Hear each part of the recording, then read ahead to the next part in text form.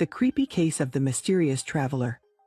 This story took place in 2009 in Sligo, Ireland. The case is well documented and quite famous, but it presents an unsolvable puzzle. It's about a man named Peter Bergman, except it's not his real name. Nothing about him is known for a fact, but his last days on Earth are recorded in minute detail. This is what happened. On June 12, 2009, a man took a bus from Derry to Sligo. He checked into the Sligo City Hotel as Peter Bergman. The man appeared to be in his late 50s. He spoke with a pronounced German accent. He was wearing clothes from C&A, a popular brand in Germany and Austria. Bergman was neatly dressed and a heavy smoker. He was carrying a black carry-on bag. He listed his address as being in Vienna, Austria. Security camera footage shows the man leaving the hotel. He had a purple plastic bag with him, apparently full. His movements around Sligo were also partially recorded. But this is where things started to get curious. The purple bag apparently held some items. Bergman disposed of them one by one. He always chose blind spots not covered by cameras. None of the items have ever been recovered, whatever they were. Of course, the footage was only reviewed much later.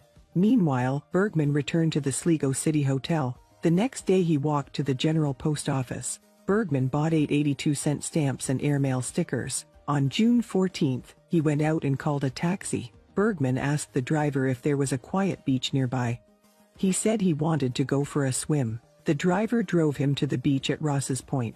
Then Bergman took the same taxi back to the hotel. On June 15, he checked out, handing in his room key. The black carry-on bag was nowhere to be seen. Bergman left with 3 different bags. He then walked to Quayside Shopping Center. He stood in the doorway as if waiting for someone. Some minutes later he left, still carrying his 3 bags. He walked to the bus station, where he ordered some food. While he ate, he kept looking at some pieces of paper. He took them out of his pocket, examined them, and tore them up. Then he threw them into a trash can. Afterward, Bergman took a bus to Ross's Point. He walked along the beach, exchanging greetings with other walkers. At 6:45 a.m. the next morning his body was found on the beach. It looked like Bergman had drowned himself. He was wearing swimming trunks, underpants, and a t-shirt. There was no sign of his belongings. No ID papers or money was found.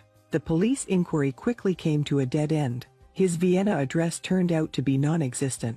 The Austrian authorities knew of no Peter Bergman. All his moves had been meticulously planned. The man had left no trail to follow. The autopsy showed he was in poor health. He had bone tumors and prostate cancer. He only had 1 kidney and a heart weakened by attacks. Despite his age and health, he had no drugs in his system. The investigation lasted 5 months but went nowhere. Peter Bergman was buried in Sligo. He remains unidentified to this day.